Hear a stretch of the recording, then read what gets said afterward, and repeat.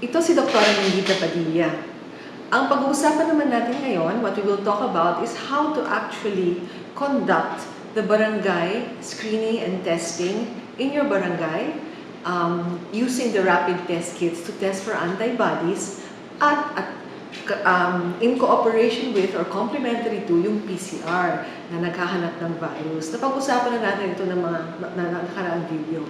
But now it's the actual conduct of the test. Okay, so this testing will be targeted sampling. Not everybody in the barangay will be tested. Hindi lahat ng tao sa barangay ay iti-test. No? So, who will be tested? No? Okay, the following. Ito yung mga iti-test. No? Okay. Those who have symptoms. Kung may symptoms kayo, ano yung mga symptoms? No? Dry cough, persistent fever, sore throat, muscle pain, weakness, and often they complain also of a decreased ability to smell or decreased ability to taste. Sometimes there's diarrhea, and of course some difficulty breathing. No?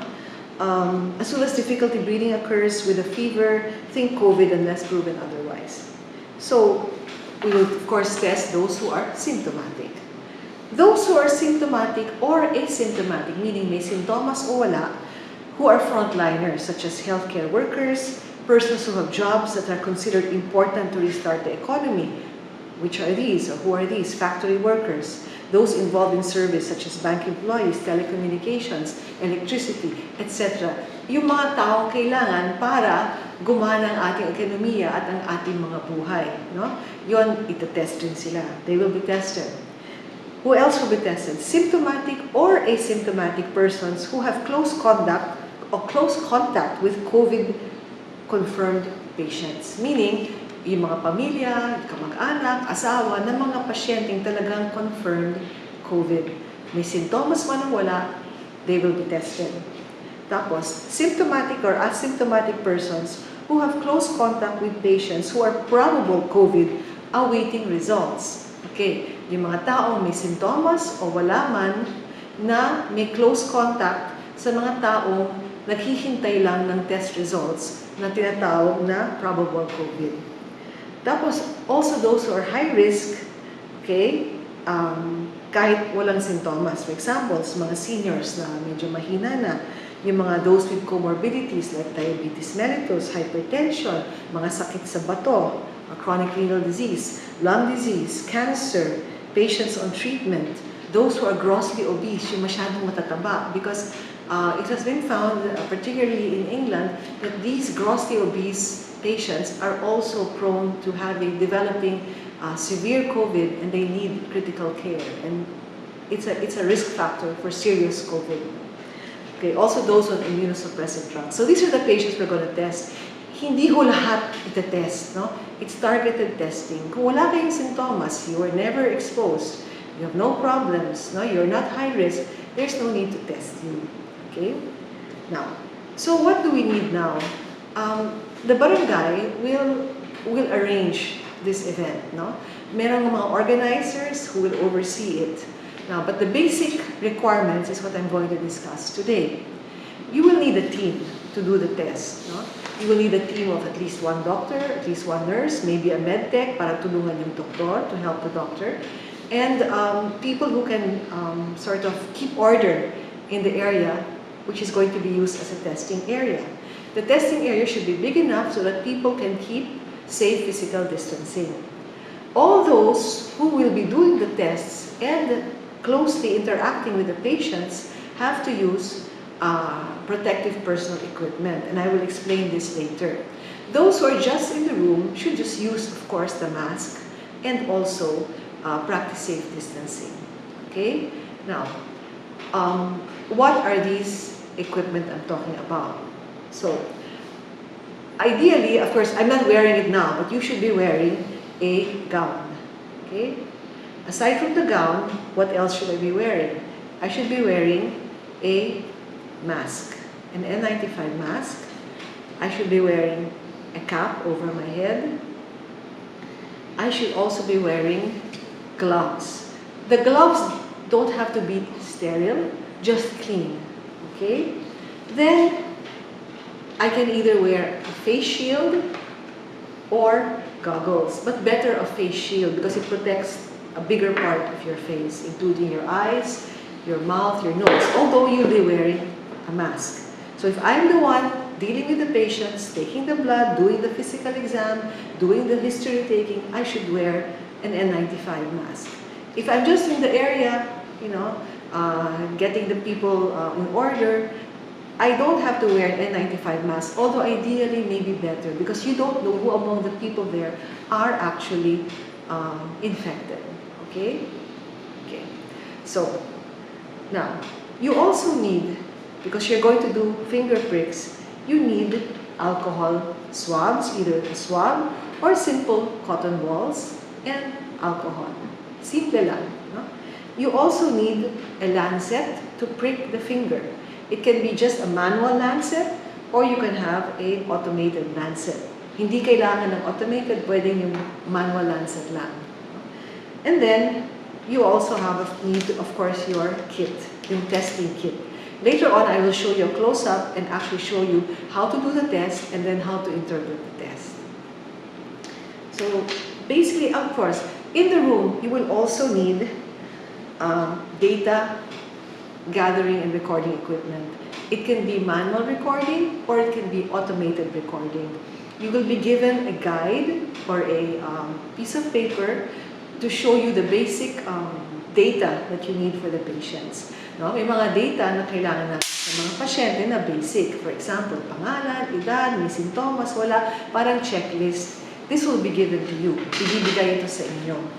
Kailangan ninyo ng mga disinfectants para sa kamay, soap and water, and you need a disposable bins. In other words, mga basurahan kung saan pwedeng itapon yung mga infectious waste at yung mga matutulis na bagay.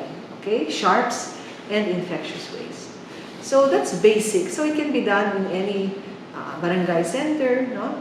As long as you have all of these. But always there has to be a doctor. Kailangan may doktor. Bakit?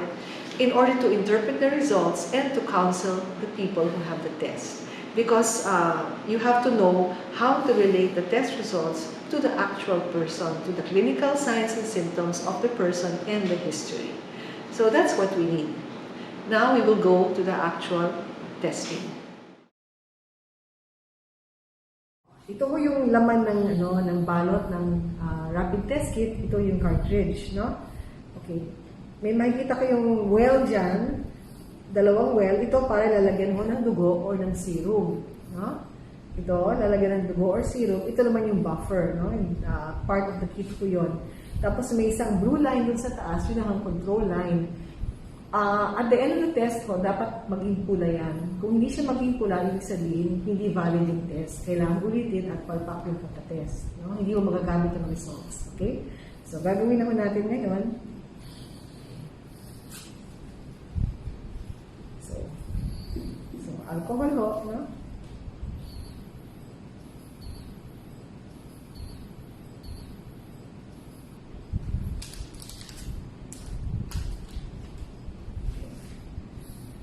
Tapos, squeeze ng konti para bumabaho yung dugo doon sa area na gusto yung punan, no?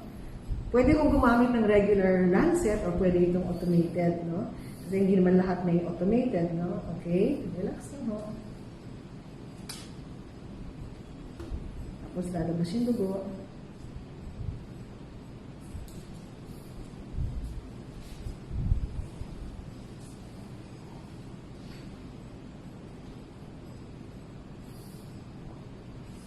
Konti pa para sigurado.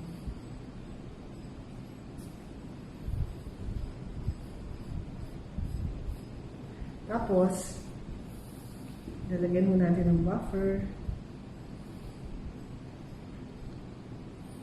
Dalawang drop ng buffer. Tapos, maghihintay tayo. No?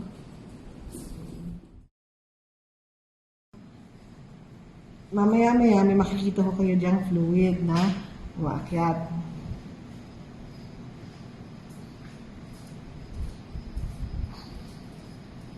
Sana umakyat na siya.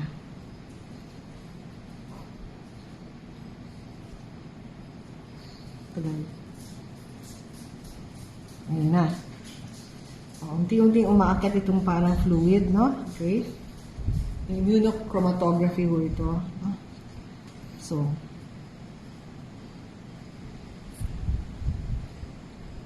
aabot yan hanggang sa dulo.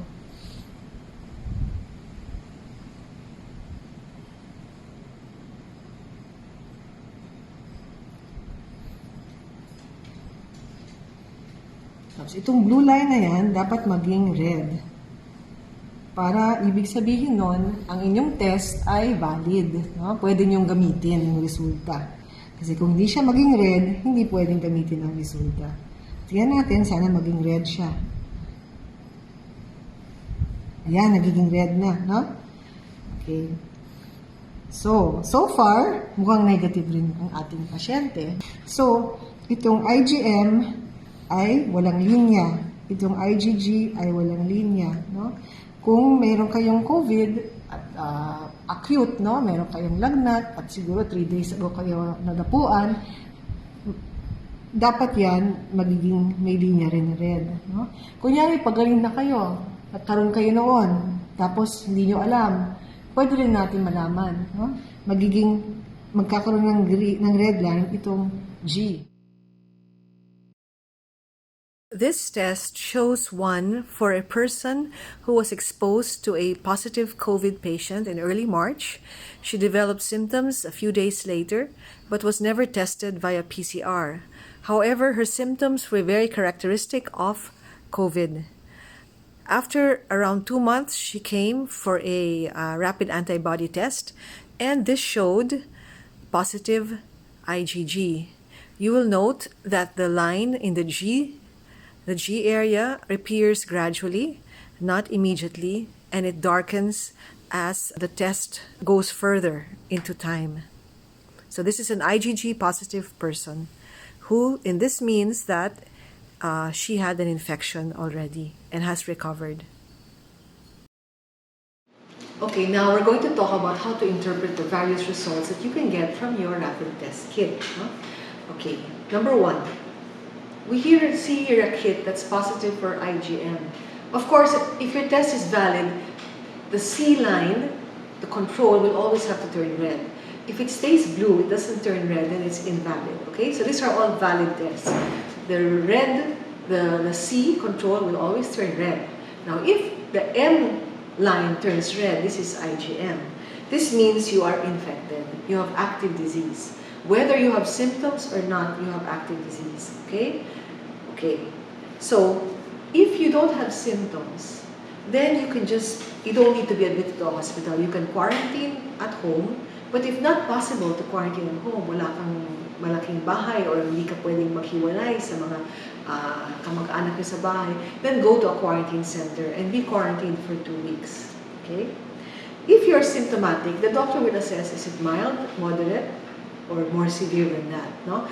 Magbibigay kami ng listahan sa inyo ng table of classifications of COVID, no? Asymptomatic, walang symptoms, mild, moderate, severe. Hindi na natin hihintayin na maging severe. Those people belong in a hospital, not in the barangay, not in the rural health unit, not in the community, but in a hospital if they're severe. Or moderate to severe, especially if they have comorbidities, okay?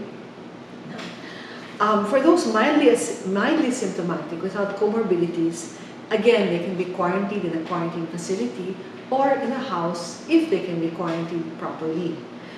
Okay? They should also be, if they're symptomatic, they should also be swabbed for PCR. That will show you the virus. For those moderately symptomatic and with diabetes, hypertension, and other risk factors, they should be sent right away to a COVID referral center for proper clinical management and PCR confirmation. Once you've been quarantined for 2 weeks, then you can repeat the test again, 2 to 4 weeks from the time you did the first test to see if they already developed IgG. Because once they develop IgG and are no longer positive for IgM, then that means they are cured and they have some immunity. So let's go to a person who has IgG positive but IgM negative. Okay? Okay. Those who test negative for IgM, wala nang line sa M, but meron line sa G, positive for IgG, they are presumed to have been infected before but are now recovered. and they can safely live with other people at pwede na silang bumalik sa trabaho nila. Of course, still observing physical distancing, safe physical distancing, but you're free, parang get out of jail card ito, pwede na kayong lumabas at magtrabaho. But always practicing the proper precaution. Okay? So that's IgG. Now what if you're negative for IgM and you're negative for IgG? Ang lumabas lang is the C, the control. That presumes that you have no COVID. Okay?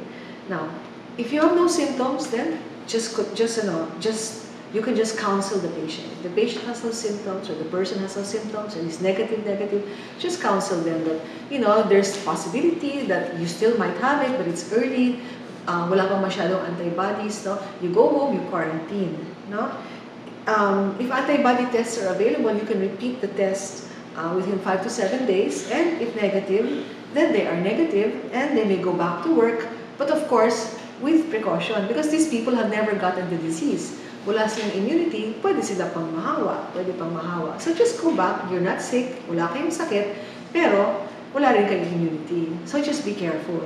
And if they go back to work, it is suggested that their employer will also give them a space na meron silang distancing from others. Okay? And if you have comorbidities naman, you might have to work from home. Okay. Now, if you're symptomatic, even if you're negative, but you're symptomatic, you have to be swabbed for PCR and sent to the laboratory. And regardless, kahit negative ka, negative yung PCR mo, negative yung IgM, negative yung IgG, pero may symptoms ka consistent with COVID, considered COVID ka. In that case, treat the person the way you would an IgM positive na pinag-usapan na natin at nandito sa mga kodigo ninyo. Okay? Okay. Now, what if you're positive IgG and positive IgM? No? This is a gray area. Some would say magaling na siya. Some would say meron pang konting virus pero pagaling na, developing immunity. So we suggest, if you're not symptomatic, you just quarantine again for 14 days and then repeat the rapid antibody test. And by that time, most likely magiging IgG positive na siya, pero wala ng IgM. In that case, they're now free to go, considered healed with immunity. If they're symptomatic, again, regardless of what you find in the rapid antibody testing kit, basta may symptoms, treat as COVID. And treat as you would a COVID patient na nasa kodigo rin ninyo. Okay? So that's a very simple way of interpreting the IgG and IgM of your rapid antibody testing kits. Okay, so those are the various results that you may get with the rapid antibody testing kits. Now, and that's how you also interpret them. Okay, contact tracing should be done for anybody who tests positive for either IgM or IgG. Okay, because these people will have to be tested. Now, physical distancing practices should continue in the barangay. So, contact tracing para sa lahat ng mga taong nakahalubilo, dito sa taong positive, whether positive IgG or IgM. Tapos, physical distancing pa rin, for at least 6 feet. Even if you test negative, you continue that yet, as long as the quarantine is still in place. Okay? Now, bakit ginagawa itong rapid antibody testing? Anong advantages nito? Bakit natin gustong gawin ito?